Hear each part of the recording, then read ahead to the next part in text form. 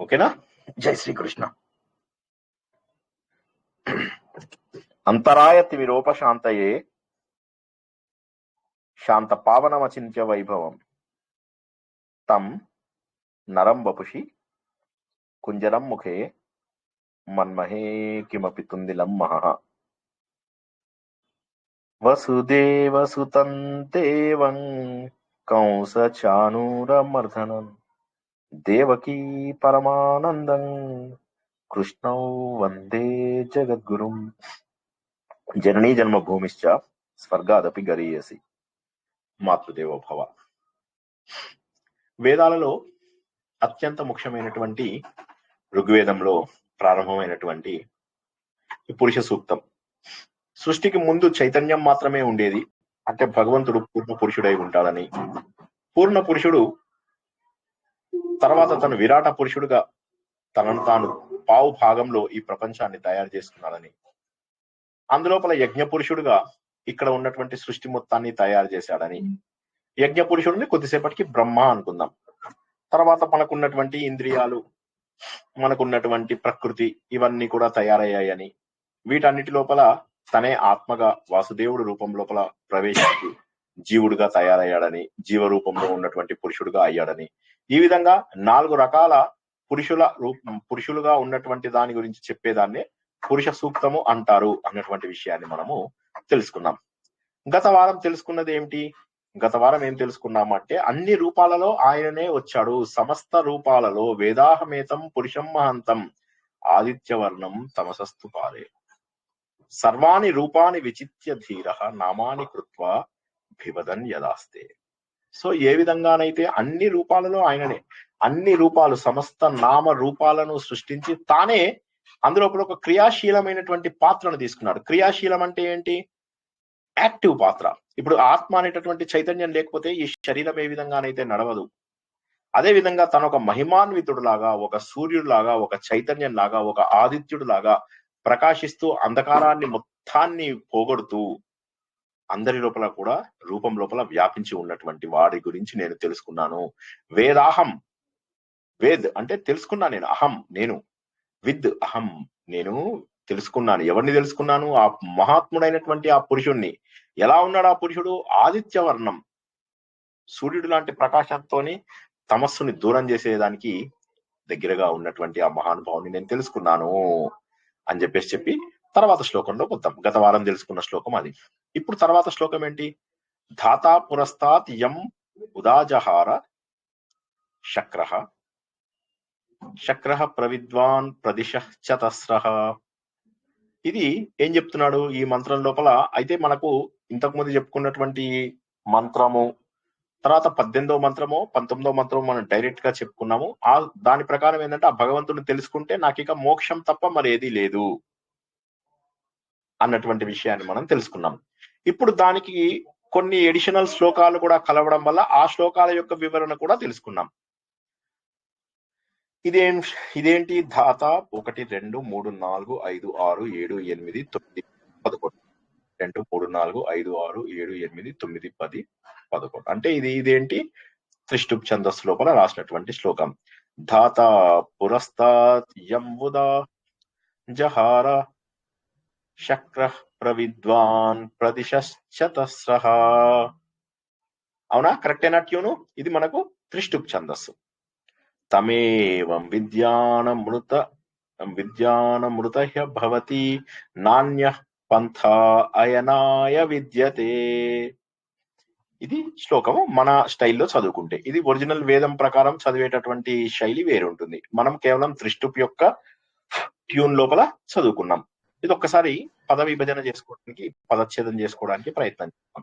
ధాత, ధాత అంటే సృష్టికర్త. మన యజ్ఞ పురుషుడు ఎవరైతే ఉన్నాడో ఆయనని ధాత అంటాం. విధాత తలపున అని చెప్పేసి మనం ఏదైతే తెలుసుకున్నామో అలాగే ఇక్కడ ధాత అంటే బ్రహ్మదేవుడు. పురస్తాత్, పురస్తాత్ అంటే పూర్వకాలంలో, అంటే ఎప్పుడైతే మొదట్లోపల అంటే భగవంతుడు ఏం చేశాడు? ముందు పూర్ణ పురుషుడుగా ఉన్నాడు. తర్వాత ఆయననే 1/4వ వంతు లోపల ఒక విరాట రూపంలోకి వచ్చాడు. ఆ విరాట రూపంలోకి వచ్చినటువంటి ఆయన తర్వాత యజ్ఞ పురుషుడిని తయారు చేసి, ఈ యజ్ఞ పురుషుడిని ఇక్కడ మనం ధాత అంటున్నాం. ఒక్కసారి ఇది ఎవరైనా కన్ఫ్యూజ్ అవుతున్నారా? ఈ ధాత అంటే ఏదైతే యాక్చువల్ సృష్టిని చేశాడో ఆయనని ధాత అంట. ఒక్కసారి ఇది అర్థం కాని వాళ్ళు సృష్టికర్త యజ్ఞ పురుషుడు బ్రహ్మదేవుడు ధాత. సో దీన్ని మనం బ్రహ్మదేవుడు అనడం మనకు ఇందులో చెప్పలేదు. అంటే ఇది వేదాలలో అప్పటికి ఇంకా బ్రహ్మదేవుడు అనే పదం రాలేదు కాబట్టి మనము ధాత అనే దాన్ని యజ్ఞ పురుషుడు అనుకుంటే తప్పులేదు. అయితే మన అవగాహన కోసము మాత్రమే నేనేం చెప్తున్నాను, బ్రహ్మదేవుడు అని చెప్పేసి చెప్తున్నాను. ఈయన ఏం చేశాడు, యం ఉదాజహార అంటే పూర్వకాలంలో పురస్తాత్ అంటే పూర్వకాలం. యం ఉదాజహార, యం ఉదా అంటే ఎవరినైతే, జహ అంటే జహద్ అజహద్ అని చెప్పేసి కొన్ని ఉన్నాయి.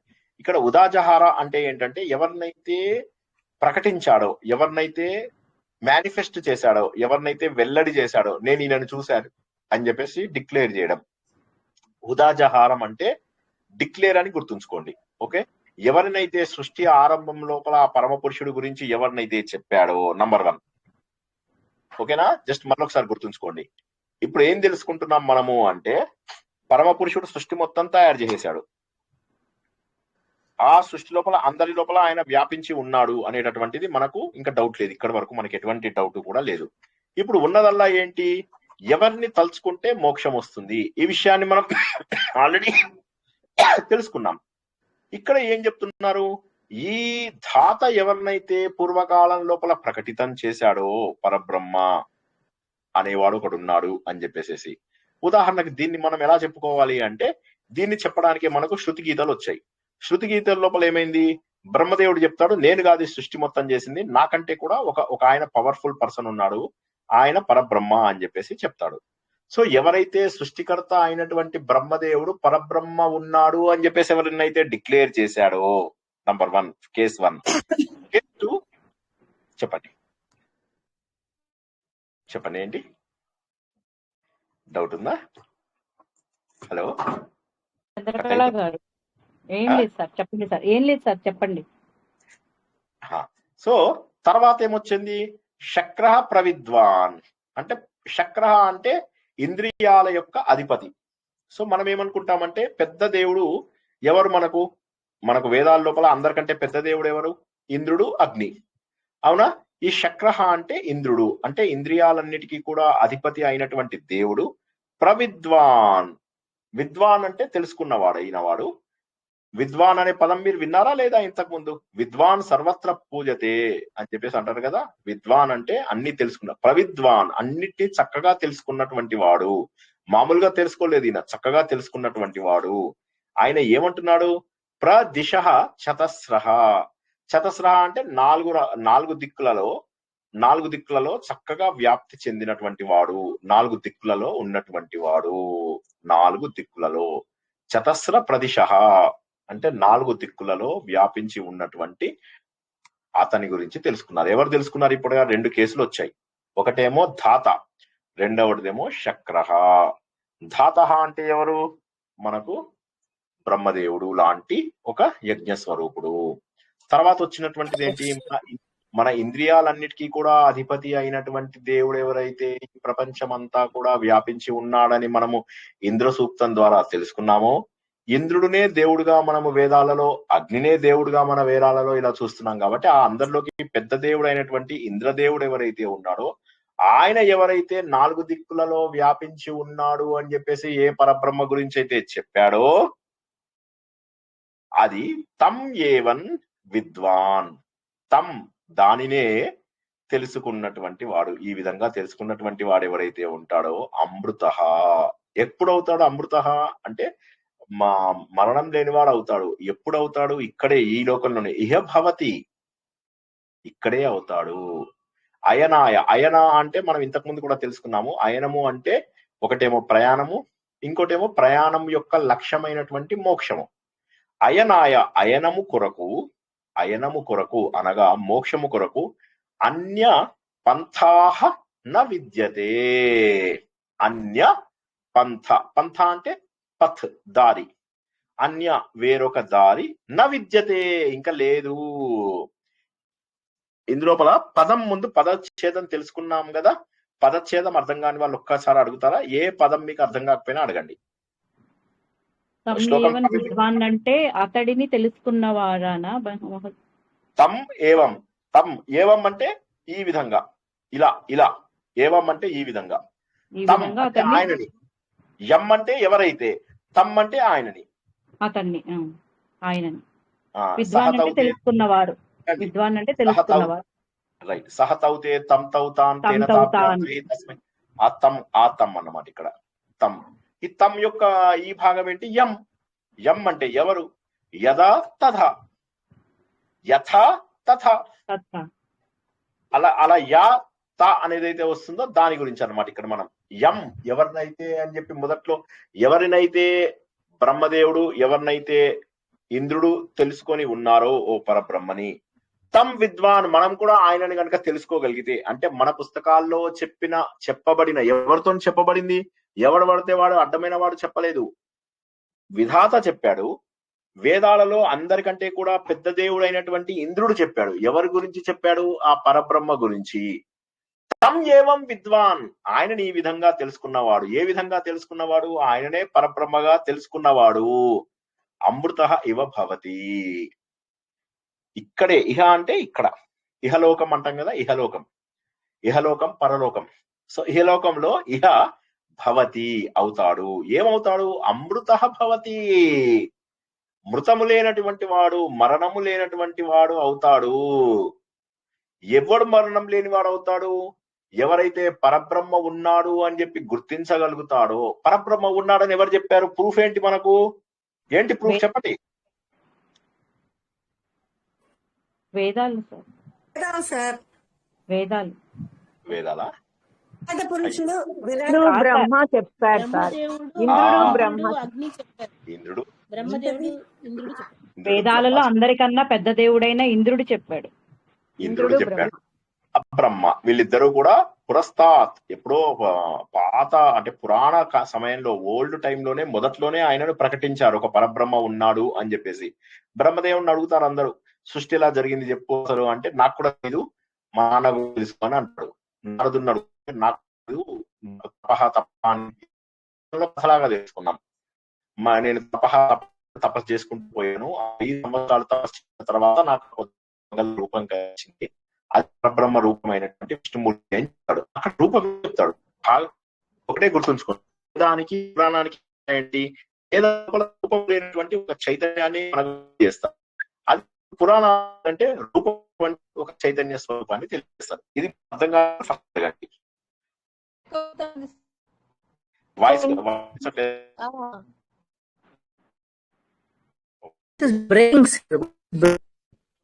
ఓకే, వస్తాను, చూద్దాం.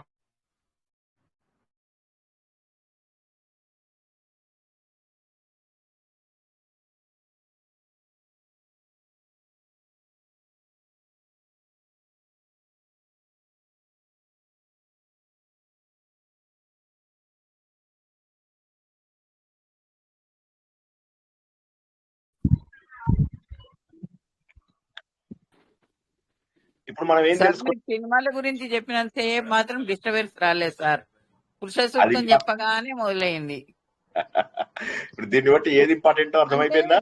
అది కాదు, బాగుండే టైం అంతా దానికి అయిపోయింది, తర్వాత వీక్ అయిపోయింది టెలిగ్రామ్.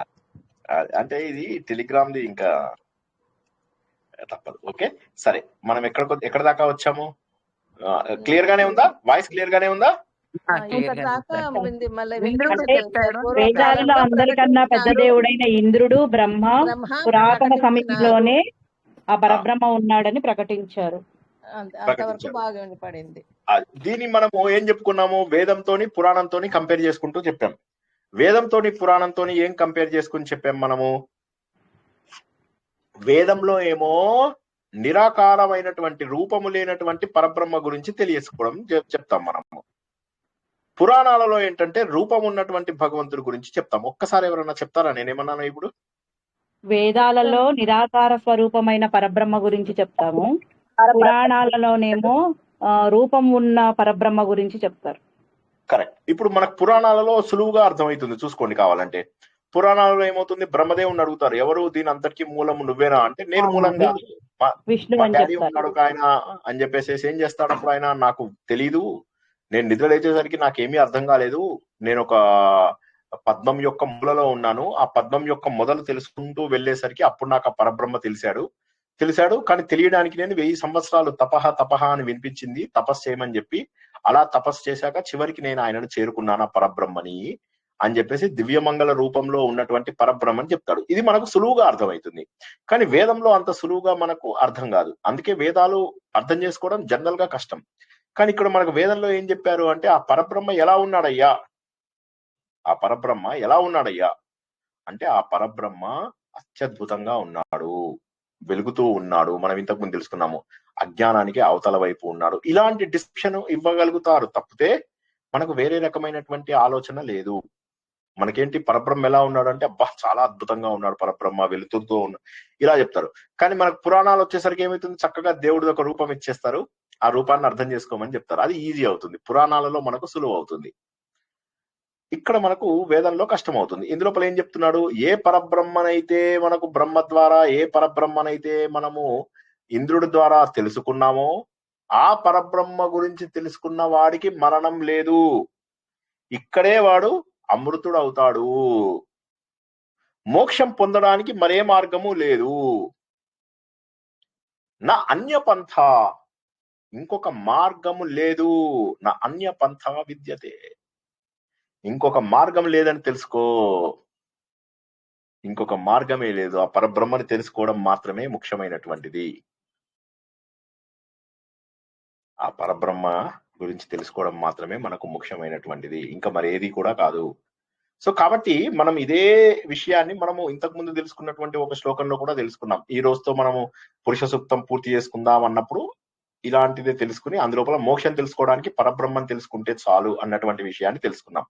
అదే విషయాన్ని ఈ శ్లోకం కూడా మనకు చాలా అద్భుతంగా తెలియజేస్తోంది. ఇందులోపల ఒక్కసారి ఎవరికైనా ఏదైనా అర్థం కాకపోతే చెప్పండి, కావాలంటే విడదీసి చదువుతాను శ్లోకాన్ని. ధాత పురస్తాత్ యం ఉదాజహార శక్రః ప్రవిద్వాన్ ప్రదిశః చతస్రః.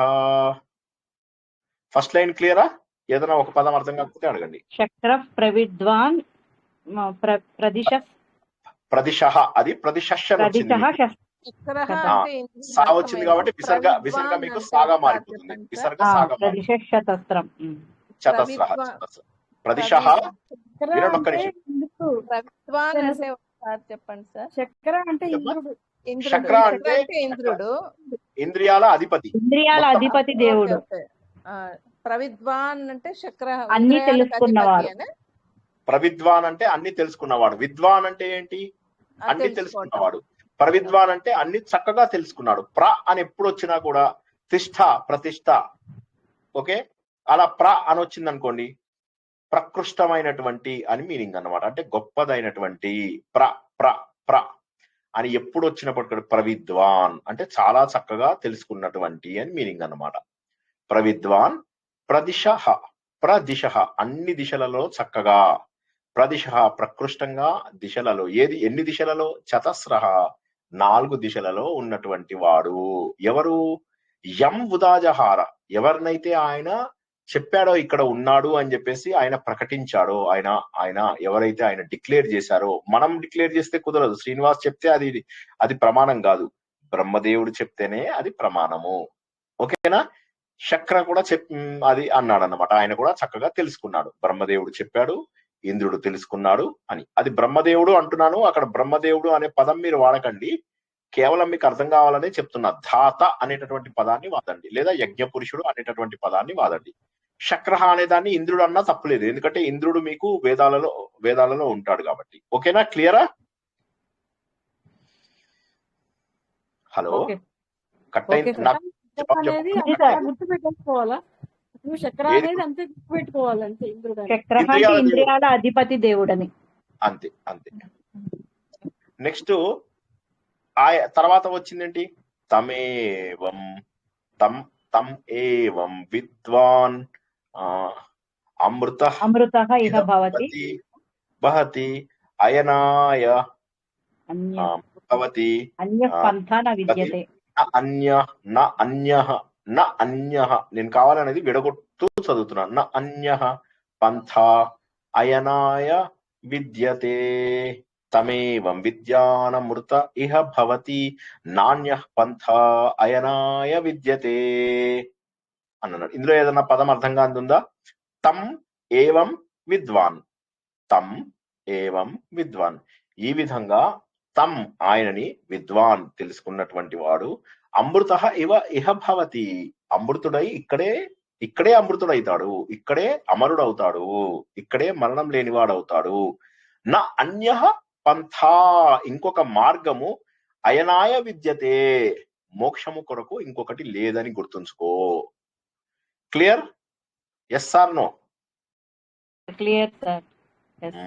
అంటే ఏంటంటే ఎన్నో యజ్ఞాలు, ఎన్నో దానాలు, ఎన్నో వ్రతాలు, ఎన్నో రకాల ఇవన్నీ ఉంటాయి, కానీ అవన్నీ చిత్తశుద్ధిని మాత్రమే కలిగిస్తాయి. కానీ నిజమైనటువంటి విడుదల, నిజమైనటువంటి మోక్షము అనేటటువంటిది నీకు ఎప్పుడు కలుగుతుంది అంటే ఆ పరమాత్మని నీ లోపల నువ్వు గుర్తించగలిగినప్పుడు. ఆ పరబ్రహ్మ నీలో ఉన్నాడు, వ్యాపించి ఉన్నాడు, అందరిలో ఉన్నాడు, అన్ని రూపాలలో ఉన్నాడు అని గత శ్లోకంలో తెలుసుకున్నాం. అన్ని రూపాలలో ఉన్నాడు అంటే మనలో కూడా ఉన్నాడని. మనలో ఉన్నటువంటి ఆ పరమాత్మను మనం గుర్తించినప్పుడు మాత్రమే ఆ మోక్షం మనకు లభిస్తుంది. సో ఇదేమీ లేదు, పైన మంత్రానికి కొనసాగింపు. పైన మంత్రంలో మనం ఏం తెలుసుకున్నాము? పైన మంత్రంలో అన్ని రూపాలలో ఆయన వ్యాపించి ఉన్నాడు అని చెప్పి తెలుసుకున్నాం. గుర్తుందా? పైన మంత్రం మర్చిపోయారా? పైన మంత్రం మర్చిపోయారా?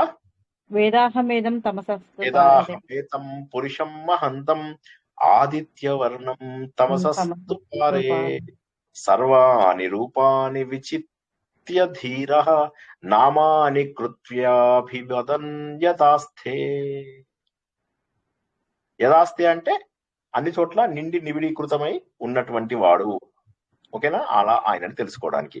సో ఇక్కడ ఏమంటున్నారు? సర్వాణి రూపాని విచిత్య అంటే సృష్టించి, సర్వాణి రూపాన్ని అన్ని రూపాలను ఉంచి వాటికి నామాని కృత్వ రూపము నామము అనేటటువంటివి ఏర్పడ్డాయి. దీన్ని మనం గత వారం ఏమని తెలుసుకున్నాము? గత వారము ఎవరైనా వినుంటే పురుష సూక్తంది మీకు తెలిసేది.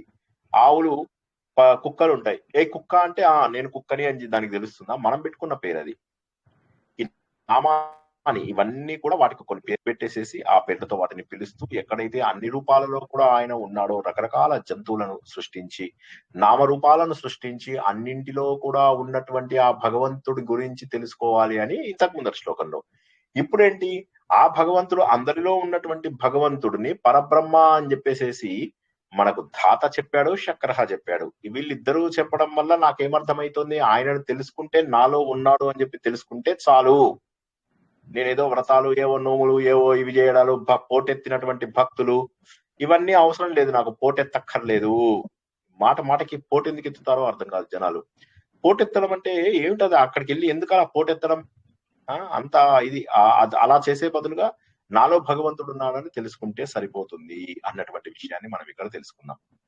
ఓకేనా? క్లియరా? ఇంకొక శ్లోకం కూడా చెప్పుకుందామా?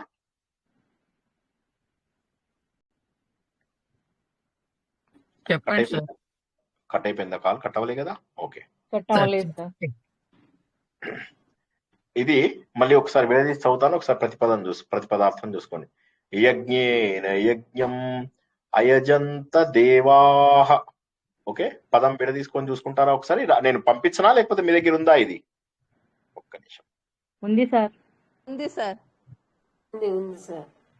యజ్ఞేన యజ్ఞం అయదంత దేవాః రైట్. తాని ధర్మాణి కర్మాణ్యాసన్. తాని ధర్మాని ప్రథమాని ఆసన్. ఆసన్ అస్తి, ఆసన్ అస్తి, సంతి. అవునా? ఆసన్. సో ఇదేంటి? అందులోపల అయ్యాడు. ఏమయ్యాడు? అన్ని తనే అయ్యాడు. దేవతలందరూ కూడా యజ్ఞం ద్వారా యజ్ఞ స్వరూపుడైనటువంటి ఆ పరమేశ్వరుణ్ణి పూజించారు. ఎట్లాగా? మనం ఏమని తెలుసుకున్నాము? ఈ ఋషులందరూ కూడా తపస్సు చేసి, మానసిక తపస్సు చేసి ఒక యజ్ఞంలో, ఆ యజ్ఞంలో కొన్ని నియమాల ద్వారా, కొన్ని స్పెషల్ పద్ధతుల ద్వారా భగవంతుని ఎలా కనుక్కోవాలి అనేటటువంటి విషయాన్ని తెలుసుకున్నారు. అదేంటో ముందు తెలుసుకుందాం. ఫస్ట్ యజ్ఞేన తృతీయ విభక్తి. యజ్ఞము ద్వారా, యజ్ఞము చేత.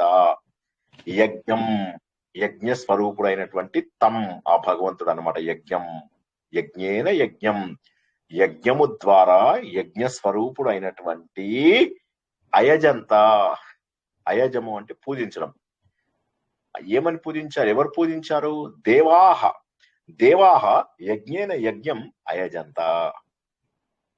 దేవతలు ఏం చేశారంటే యజ్ఞము ద్వారా ఆ యజ్ఞ పురుషుడిని పూజించారు. యజ్ఞము అనగా ఏమిటి? యజ్ఞము అనగా ఒక పద్ధతి, ఒక పర్టికులర్ ప్రొసీజరు.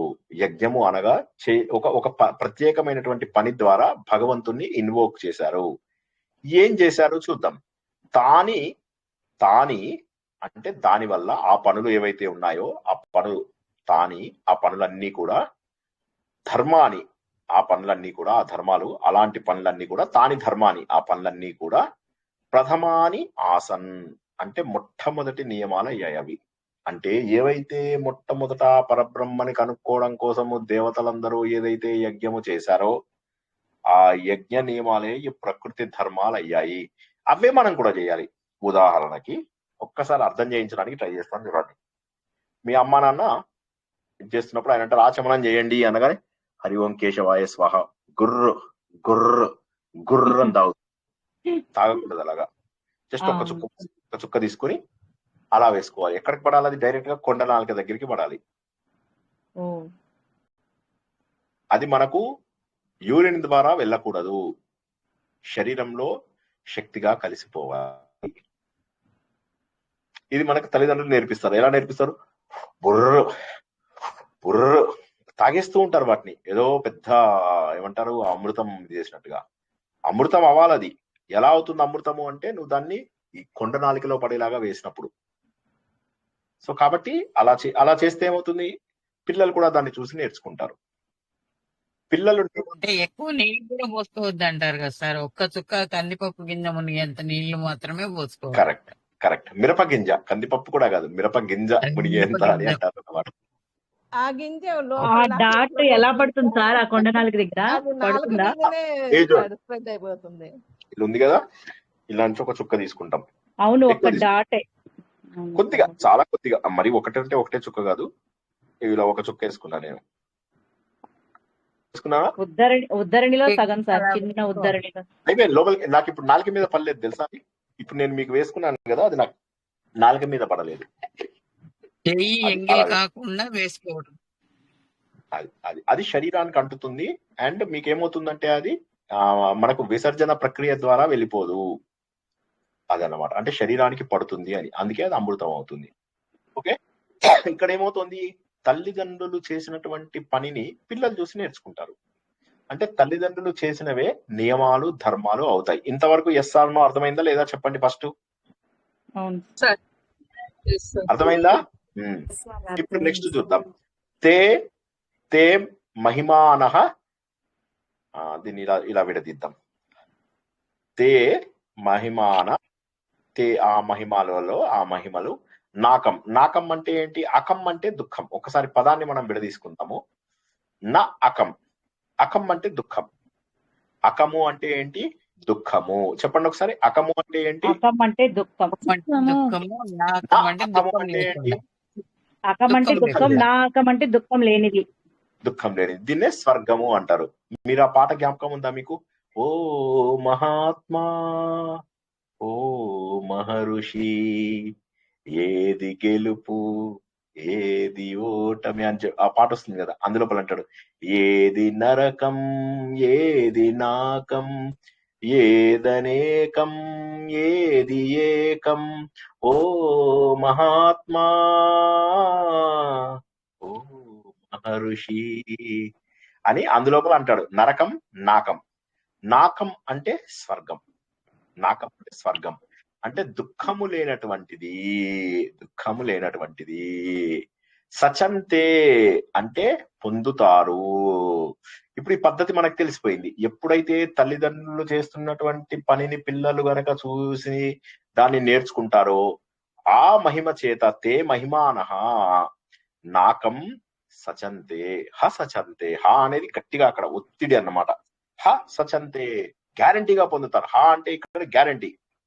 హ సచంతే గ్యారంటీగా, నిశ్చితంగా, ఖచ్చితంగా, నిశ్చితంగా, గ్యారంటీగా పొంది తీరుతారు మీరు,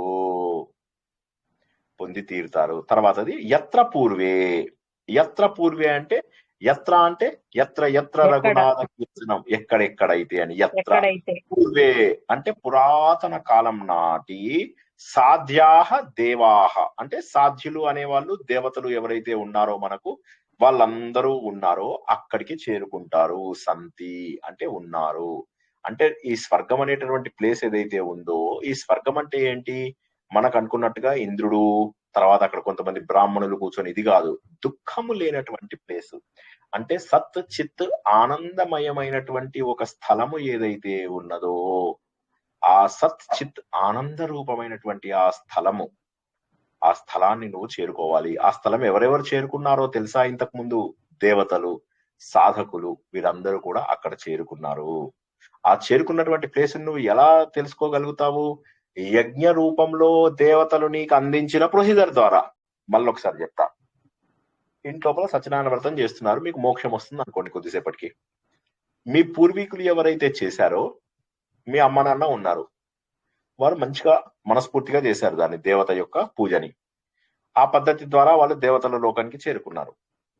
ఇప్పుడు మీరేం చేశారు? అదే పద్ధతిలో, అదే ప్రొసీజర్ లో, అదే ధర్మాన్ని పాటిస్తూ అదే వ్రతాన్ని చేశారు అనుకుందాం. ఉదాహరణ కోసం చెప్తున్నా. ఇప్పుడు వ్రతాలు చేస్తూ కూర్చోకండి, చేస్తే మీరు కూడా భగవంతుని చేరుకుంటారు. మీ అమ్మ నాన్న చేరుకున్నటువంటి ప్రదేశాన్ని మీరు చేరుకుంటారు. ఇక్కడ కూడా ఏమంటున్నారంటే, దేవతలు ముందుగా యజ్ఞం చేసి ఒక ప్రొసీజర్ అంటూ ఎస్టాబ్లిష్ చేశారు. ఆ ఎస్టాబ్లిష్ చేసినటువంటి అంటే ఆ తయారు చేసినటువంటి పద్ధతి ఏదైతే ఉందో అదే పద్ధతిని నువ్వు కూడా పాటించినట్లయితే దుఃఖములు లేనటువంటి శాశ్వతమైన స్వర్గానికి వెళ్తావు. ఇక్కడ స్వర్గము అనగా ఇంద్రుడు అప్సరసలు ఉండే ప్రదేశము కాదు, ఇది మోక్షము అని అర్థం చేసుకోవాలి. ఎందుకని అర్థం చేసుకోవాలి? నాకం అంటే స్వర్గము, స్వర్గము అంటే దుఃఖములు లేనటువంటి ప్లేసు. దుఃఖములు లేనటువంటి ప్లేస్ ఒక్కటే ఉంటుంది, అదేంటంటే మనం పరబ్రహ్మ స్వరూపాన్ని తెలుసుకోవడము. ఎందుకని? పరబ్రహ్మ అనేటటువంటి వాడు సత్ చిత్ ఆనంద స్వరూపుడు. అంటే మన ఒరిజినల్ స్వరూపం ఏంటయ్యా అంటే ఆనంద స్వరూపము, సత్యమైన చైతన్యవంతమైన ఆనంద స్వరూపము, సత్యమైన చైతన్యవంతమైన ఆనంద స్వరూపము. ఆ సచ్చిత్ ఆనంద స్వరూపం ఏదైతే ఉంటుందో ఆ సచ్చిత్ ఆనంద స్వరూపమే ఇక్కడ నాకము. కాబట్టి అక్కడికి మనం చేరుకోవాలి అంటే మన పూర్వీకులు ఏదైతే పద్ధతిని మనకు చెప్పారో ఆ పద్ధతిని మనము పాటించాలి. క్లియర్ గా ఉందా? ఈ శ్లోకంలో ఏమన్నా ఏ పదం అర్థం కాకపోయినా కూడా అడగండి. సాధ్యాదేవాహ అంటే దేవతలు ఉన్న చోటకి సాధించినటువంటి దేవతలు, సాధ్యులు అనేటటువంటి దేవతలు ఉంటారు అని మనకి సాధించిన వారు. అవును అవును. సాధ్య అనేటటువంటి దేవతలు కూడా కొంతమంది ప్రత్యేకంగా ఉంటారు. ఇప్పుడు మనం ఏమంటే సాధకులు అని చెప్పేసి తెలుసుకుంటాము. సాధ్య అనేది మనము ఆదిత్య హృదయంలో సాధ్య అనేటటువంటి దేవత. అవునండి, అవును వచ్చిందండి. అంటే అక్కడికి చేరుకుంటామని. అంటే అక్కడికి చేరుకుంటామంటే వాళ్ళు ఉండేది ఆనందమయ స్థితి, సచ్చిత్ ఆనందమయ స్థితి. వీళ్ళు ఉండేది ఇప్పుడు లోకం గురించి చెప్పడం లేదు, ఇప్పుడు మీకు ఆనందమైన స్థితి గురించి చెప్తున్నారు. ఆ లోకాల గురించి చెప్పడం లేదు. ఓం భూహు ఓం భోహ ఓం ఆ వాటి గురించి చెప్పడం. అవును సార్. సాధ్యులు వీళ్ళందరూ ఏదైతే అమృతమయమైనటువంటి స్థితిని చేరుకున్నారో మనం ఆ స్థితిని చేరుకుంటాము. అక్కడ ఆనందం తప్ప మరి ఏమీ ఉండదు. జహ గంభి నహో ఆంసూ భీ నహో జహ ప్యార్ హి ప్యార్ ఖిలే ఏక్ ఐసి గగన్ కే తలే. విన్నారా ఈ పాట? सूरज की पहली किरण से आशा का सवेरा जागे, सूरज की पहली किरण से. సో చాలా అద్భుతమైన పాట ఈ పాట. అసలు కిషోర్ కుమార్ వన్ ఆఫ్ దూర్ గగన్ కి చాలా బ్యూటిఫుల్ మూవీ.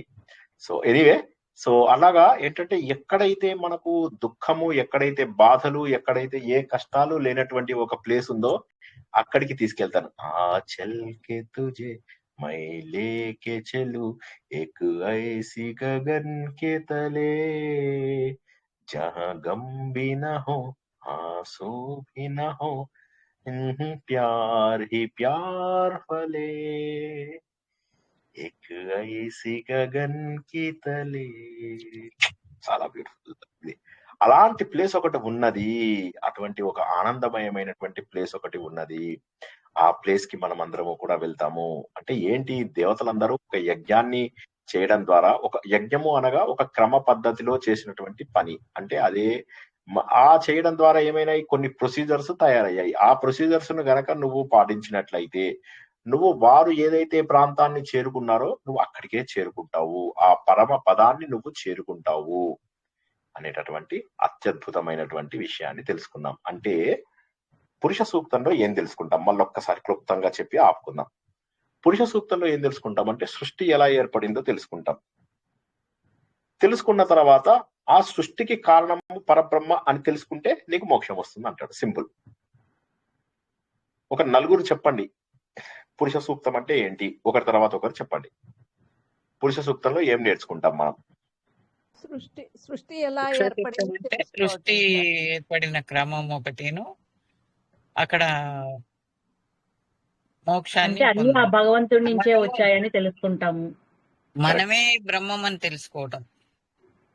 మనమే ఆ బ్రహ్మ స్వరూపులం అని తెలుసుకున్న మరుక్షణము అయిపోయింది, ఆన్సర్ వచ్చేసింది, మోక్షం వచ్చేసింది. అదే మనకు మోక్షం. చాలా అద్భుతమైనటువంటిది. అంటే ఏమంటాడంటే, సృష్టి, దీన్నే మనము నిన్న చెప్పుకున్నాము, ప్రతిరోజు చెప్పుకుంటున్నాము. నిరాకారుడైనటువంటి భగవంతుడు నరాకారంలో ఉన్న మనందరినీ సృష్టించి, తను కూడా మళ్ళీ నరాకారంలోకి వచ్చి, నరాకారంలో ఉన్నటువంటి మనుషులారా నిరాకారమైనటువంటి నన్ను తెలుసుకోండి అని చెప్పి తెలుసుకోవడమే మోక్షం. అదే నాకం అంటే దుఃఖం లేనిది స్వర్గం అన్నారుగా, అంటే అది ఆనంద స్థితి నిలయమనే. ఆనంద స్థితి. ఆనంద స్థితి ఎప్పుడు వస్తుంది మనకు? పరమ పదమును చేరుకున్నప్పుడు మాత్రమే మనకు ఆ ఆనంద స్థితి వస్తుంది. పరమ పదము అనగానే ఏంటి? పరమ పదము అంటే ఎక్కడైతే భగవంతుడు ఉన్నాడో ఆ భగవంతుడు ఉన్నటువంటి మన అసలు రూపం ఏదైతే ఉందో అక్కడికి చేరుకుంటే చాలు. ఉన్నతమైన, మనం చిన్నప్పుడు వైకుంఠపాలి ఆడితే పరమపద సోపాన పటము అని ఉండేది అందులో, అవునా? పరమ పదమునకు సోపానము, పరమ పదమునకు సోపానం. సోపానం అంటే ఏంటండి? మెట్లు. మెట్లు. మెట్లు. సోపానము అంటే మెట్లు. ఆ పరమ పదానికి ఎలా మెట్లేంటి అని చెప్పేసి చెప్పడం. అది మీరు చూసారంటే మీకు మొత్తం మనం నేర్చుకున్నదంతా ఆ వైకుంఠపాలిలో ఉంటుంది. జీవితంలో ఎక్కడ మన కామక్రోధలో వాళ్ళు మనల్ని ఎలా వెనక్కి తీసుకొచ్చేస్తాయి, మనను తపస్సు ఇవి అవి ఎలా మనను ఒక్కొక్క మెట్టు పైకి తీసుకెళ్తాయి. చివరికి అంతా ఎక్కిన తర్వాత లాస్ట్ లో 98లోనో 99లోనో ఒక రాక్షసుడు ఉంటాడు, పెద్ద పావు. ఆ గ్యారంటీ అక్కడ చచ్చి ఊరుకోవాలి. ఇప్పటి వరకు ఆడిన వాళ్ళలో ఒక్కసారి అక్కడ చావని వాళ్ళు ఉన్నారండి? ఉండరు సార్. అట్లా అంటే ఆడుతూ ఉండగా 4 సార్లు తెచ్చినా 5వసారికి వెళ్ళాము సార్. అది మాత్రం వెళ్ళలేదు, మొదటిసారికి మాత్రం వెళ్ళలేదు, కానీ 4 సార్లు ఆడుతూ ఖచ్చితంగా వెళ్ళాలి అనే పట్టుదలతోటి ఆడగా మొత్తానికి చేరుకున్నాం. 99 దాకా వచ్చాక మళ్ళీ ఫస్ట్ దాకా తీసుకొస్తాడు వాడు. చాలా అద్భుతమైనటువంటి ఇది. అదే ఆ స్థాయికి చేరుకున్నా కూడా సాధన ఇంకా చేరుకోవాల్సిన సమయం ఉన్నా కూడా ఇంకా ఆటంకాలు వస్తాయి, దాన్ని దాటి వెళ్ళాలి. ఒక చిన్న పొరపాటు వల్ల కూడా మనం వెనక్కి రాగలుగుతాము అనేది కరెక్ట్. మంచి ప్రతి దగ్గర నుంచి తీసుకోవచ్చు, ఒక సినిమా దగ్గర నుంచి తీసుకోవచ్చు, ఒక డాక్యుమెంటరీ దగ్గర నుంచి తీసుకోవచ్చు, ఒక సంఘటన దగ్గర నుంచి తీసుకోవచ్చు. నేను మీ అందరికి గత వారం చెప్పిన వీడియో ప్లీజ్ ప్లీజ్ ప్లీజ్ మళ్ళీ వినండి, పురుష సూక్తంది మళ్ళీ వినండి. అందులోపల నేను I am the man of a constant sorrow అని చెప్పేసి ఒక పాట గురించి చెప్పడం జరిగింది. అందులోపల నేను ఒక సంఘటన వల్ల మారానన్నాను. అదేం సంఘటన ఎవరైనా చెప్పగలరా?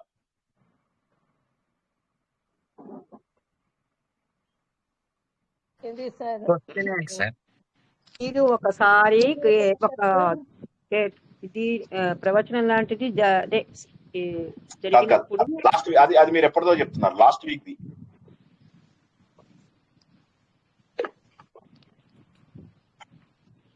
ఒక రైలు గురించి చెప్పాను.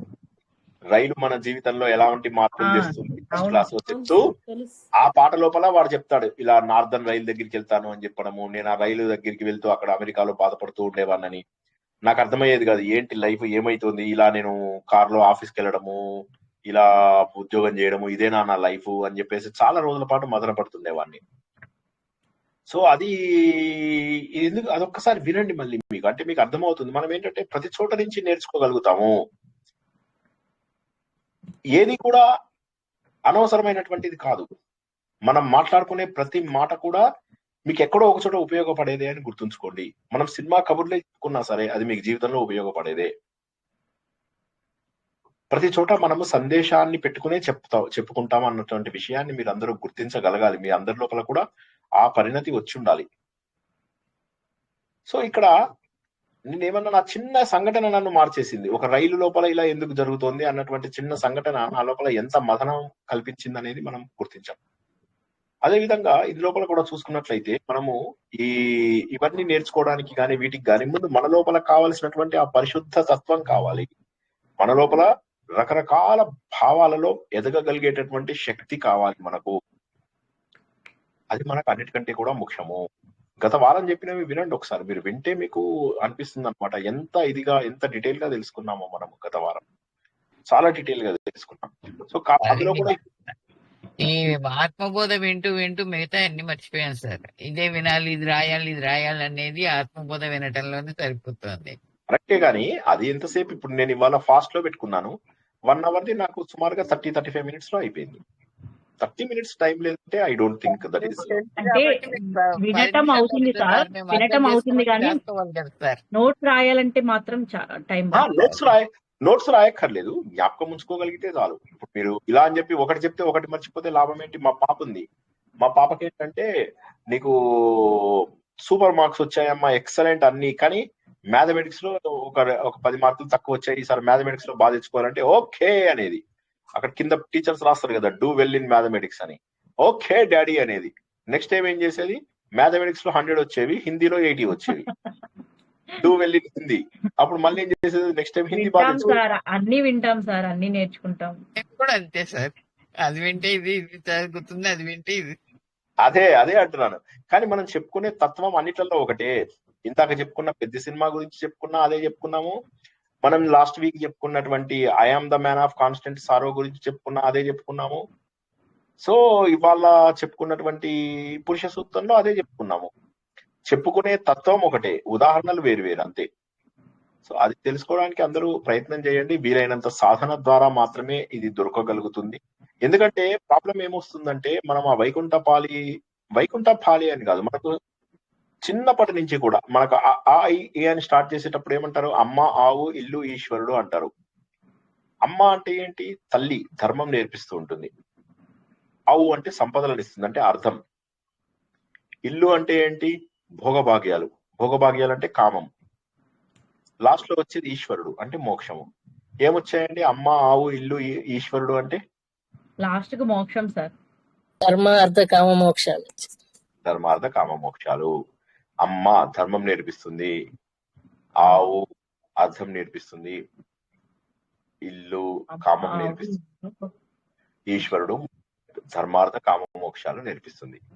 జీవితంలో ప్రతి ఒక్కటి అంతే. మన వేదం ఏం నేర్పిస్తుంది? సంహిత భాగం ధర్మం నేర్పిస్తుంది, బ్రాహ్మణ భాగము అర్థం నేర్పిస్తుంది, అరణ్యక భాగము వానప్రస్థాశ్రమంలో ఉండడం నేర్పిస్తుంది. చివరిగా ఉపనిషత్తులు మనకు మోక్ష మార్గంలో చివరిదైనటువంటి సన్యాస మార్గాన్ని నేర్పిస్తాయి. అన్ని ధర్మార్థ కామ మోక్షాలే. ప్రతి ఒక్కటి ధర్మార్థ కామ మోక్షమే. హిందూ ధర్మంలో ఉన్నటువంటిది ప్రతి ఒక్కటి చెప్పేది అదే. నా వాయిస్ కట్ అయిపోయిందా? లేదు సార్.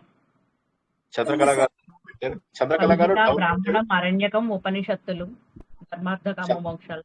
చంద్రకళ గారు డౌన్ ఇది పెట్టారు, చెప్పగలరా ఏమైంది? ఇప్పుడు బాగానే వస్తుంది సార్. సరే. సో ఆ విధంగా ప్రతి ఒక్కటి కూడా ధర్మార్థ కామ మోక్షాలను తెలిపేదే. మనకు హిందూ ధర్మంలో ఉన్నటువంటి ప్రతి ఒక్కటి అంతే. రామాయణం ఏం తెలిపిస్తుంది? ధర్మార్థ కామ మోక్షాలు. రఘువంశం ఏం నేర్పించింది మనకు? ధర్మార్థ కామ మోక్షాలు. మహాభారతంలో మొట్టమొదటిదే ఎందుకు నేర్చుకోవాలి మహాభారతము అంటే ధర్మార్థ కామ మోక్షములను సాధించుట కొరకై. సంకల్పం చెప్పుకున్నప్పుడు ఏమంటారు? ధర్మార్థ కామ మోక్ష చతుర్విధ ఫల పురుషార్థ సిద్ధ్యర్థం అని చెప్పుకుంటాం మనం. అవునా? ఏదైనా మనం చేసేది అందుకోసమే.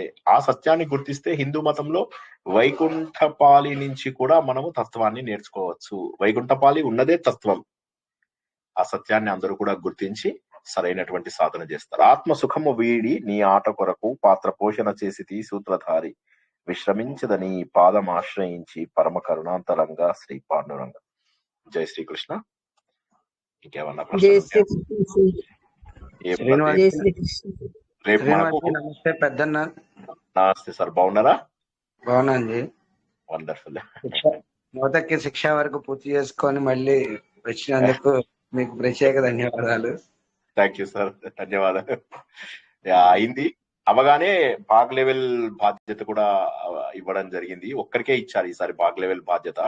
అవును. అది సో అది ఏంటంటే ఈసారి కొద్దిగా తక్కువ ఇవ్వాలి బాధ్యతలు, ప్రమోషన్ లాగా తక్కువ ఇవ్వాలి అన్నట్టుగా మాకు ఇన్స్ట్రక్షన్స్ అని అన్నాను అనమాట. సో అది సంతోషం. అంటే నేను జాయిన్ అవ్వడమే లేట్ అయింది అనుకోండి, బట్ అయినా కూడా సంతోషము. బస్తీ నగర జిల్లా స్థాయికి రాగలగడం సంతోషం అనిపించింది. సో మళ్ళీ ఇప్పుడు 7 వర్షారంభం ఉంది, 7 నాడు వర్షారంభ సమావేశాలు. మొన్న ఇది ప్రారంభిక వర్గం కూడా వెళ్ళినట్టున్నారు 2 రోజులు.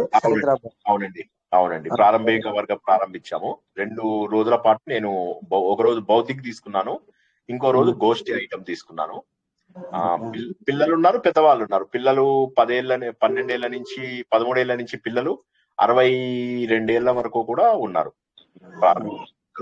మంచిగా అనిపించింది. మాకు ఇక్కడ దాచేపల్లిలో జరిగింది. 72 మంది పాల్గొన్నారు. 3 రోజులు 72 మంది. Only college students. Oh wonderful. Only college students. 3 days నిర్వహించాము. 3 days మాది కూడా అంతే. ఫ్రైడే సాటర్డే సండే ఈవినింగ్ అయిపోయింది. సో నేను ఫ్రైడే నాడు ఊరికే జస్ట్ వెళ్ళి ఎంతవరకు వచ్చిందని వెళ్ళి చూసి వచ్చాను అంతే. సాటర్డే సండే మాత్రము మార్నింగ్ సెషన్స్ తీసుకున్నాను.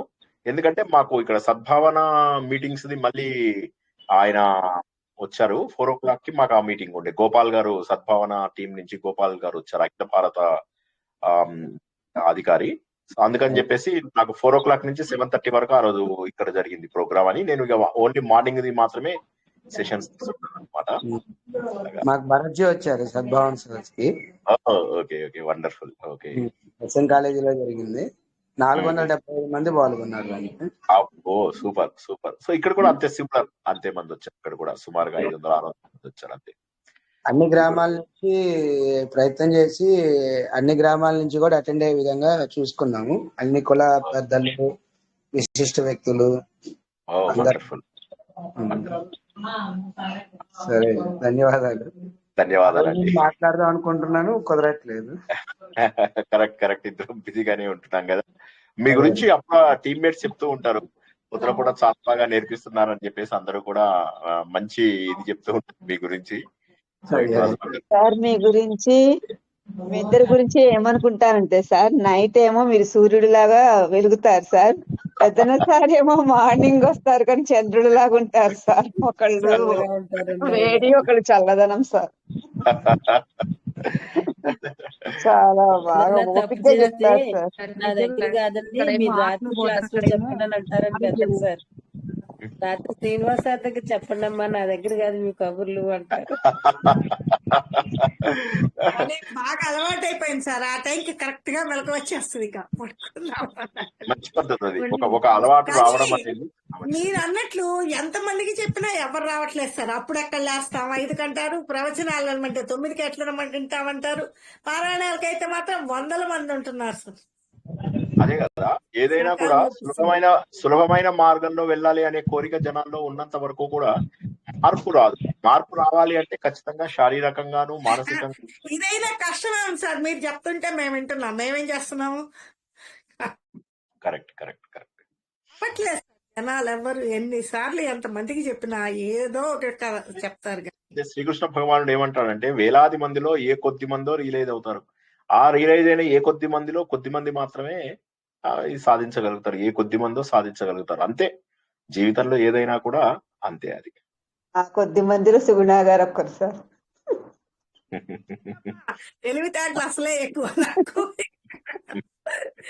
మాట్లాడడం కూడా రాదు సరిగా. అలా వండర్ఫుల్.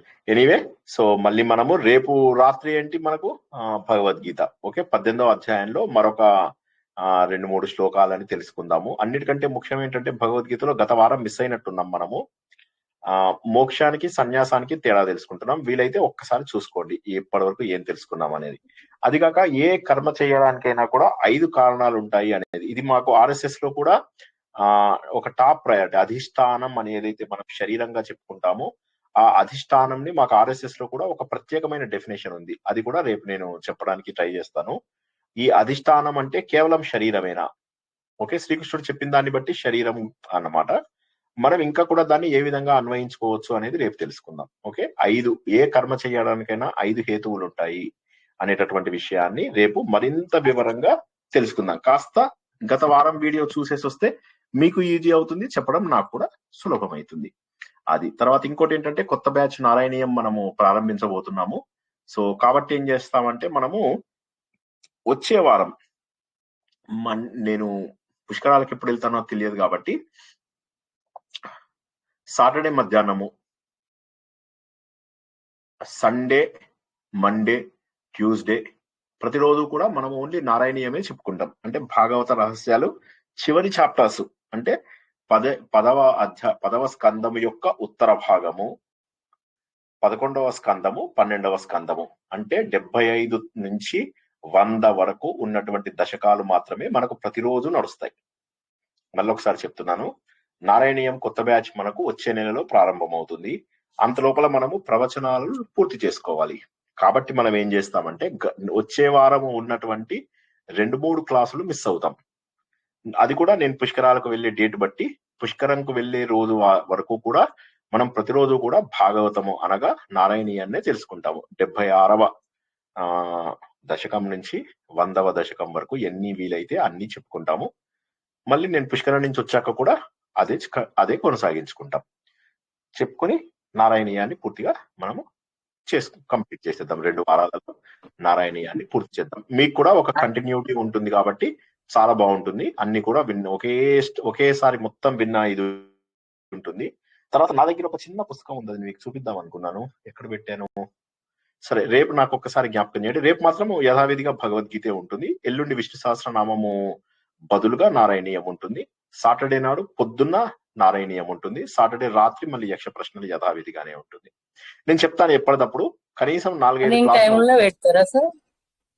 నారాయణీయం రేపు ఉండదు మనకు, చెప్తాను. రోజు ఈవినింగ్ టైమే మన రెగ్యులర్ ప్రవచనం టైంలోనే ఉంటుంది. రెగ్యులర్ ప్రవచనాల బదులుగా నారాయణీయ ప్రవచనం జరుగుతుంది. ఇందులో కూడా ఏం చెప్తాము అంటే నారాయణీయం చెప్పుకుంటూ మన ఒక చిన్న భాగవతంలో ఉన్న ముఖ్య శ్లోకాలది ఒక బుక్ ఉంటుంది, వ్యాసుడిదే. అది కూడాను దానికి సంబంధించినటువంటివి చెప్పుకుంటూ మొత్తం భాగవతం రివిజన్ అయ్యేలాగా చేసుకుంటాం. అర్థమైందా నేనేమన్నాను? మొత్తం భాగవతము అనగా నారాయణీయం రివిజన్ అవ్వాలి.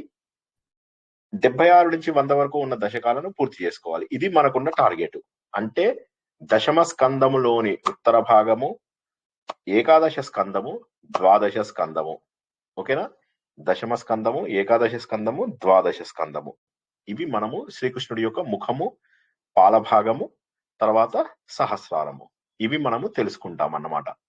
సో ఇది మనకు అత్యంత ముఖ్యమైనటువంటి అధ్యాయాలు కాబట్టి ఎవరు కూడా మిస్ అవ్వడానికి ఇది చేయకండి. ఒకవేళ పొరపాటున మిస్ అయినా కూడా నెక్స్ట్ డే మార్నింగ్ మళ్ళీ వినేసేయండి. రికార్డింగ్ పెట్టగానే వినడానికి ప్రయత్నం చేయండి. ఓకే, భాగవతాన్ని ఇలా చెప్పుకోవడమే కాకుండా వచ్చే నారాయణీయం అయిపోయే వరకు కూడా నారాయణీయం పుస్తకం నుంచి చెప్తాను. భాగవతంలోని వ్యాస భాగవతంలోని ముఖ్య శ్లోకాలు, ఆ పుస్తకం వీలైతే అందరూ కొనుక్కోండి, అది చెబుతాను. ఈ విధంగా భాగవతం యొక్క పూర్తి హృదయం మనకు అర్థమయ్యేలాగా చెప్తారు. ఇంతకు ముందు మనం ఏం చేశామంటే ఒకసారి భాగవత రహస్యాలు తెలుసుకోవడం కోసమని ఉద్ధవుడి గురించి చెప్పుకుంటూ వచ్చాం. జ్ఞాపకం ఉందా మీకు? అప్పుడు లాస్ట్ అది ఒక 10 రోజులు చెప్పుకున్నాం మనం. భాగవతం వరుసగా చెప్పుకున్నాం. మర్చిపోయారా అందరూ? బ్రజభూమి చెప్పారు సార్. బ్రజభూమి మళ్ళీ స్టార్ట్ చేసి చెప్పారు. కరెక్ట్. ఇప్పుడు అవి కూడా కొన్ని రిపీట్ అవుతాయి. గుర్తుంచుకోండి. శారదాం కూడా చెప్పండి సార్. చాలా బాగుంది సార్ ఈ ప్రోగ్రామ్. వచ్చిన తర్వాత మనము పుష్కరాలు అయిపోయిన తర్వాత. Okay sir. జై శ్రీకృష్ణ. అందరూ కూడా ఆలోచన ద్వారా ఆ భగవంతుని చేరుకుంటారని, ఈ రోజు చెప్పిన ప్రవచనాన్ని, గత వారం పురుష సూక్తాన్ని మరొక్కసారి 6:30 గంట సూపర్ ఫాస్ట్ గా వింటారని ఆశిస్తూ ఈ రోజు ప్రవచనాన్ని ఇక్కడికి ముగించుకుందాం. పునర్దర్శనం రేపు రాత్రి 9 గంటలకు 18వ అధ్యాయంలో మనము కర్మకు హేతువులైనటువంటి వాటి గురించి తెలుసుకుంటూ వాటి యొక్క వివరణ తర్వాత శ్లోకాలలో శ్రీకృష్ణుడు ఎలా చెప్పాడో వివరించుకుందాం. అంతవరకు కూడా అందరికీ శుభం భూయాత్. శుభరాత్రి. జై శ్రీకృష్ణ. జై శ్రీకృష్ణ సార్. శ్రీకృష్ణ సార్. జై శ్రీకృష్ణ సార్. సార్ మధురలో ఉన్నాము. ఇప్పుడు స్నానం చేసేటప్పుడు ఏ మంత్రం చదువుకుంటారు చెప్తాను. సార్? చెప్తాను.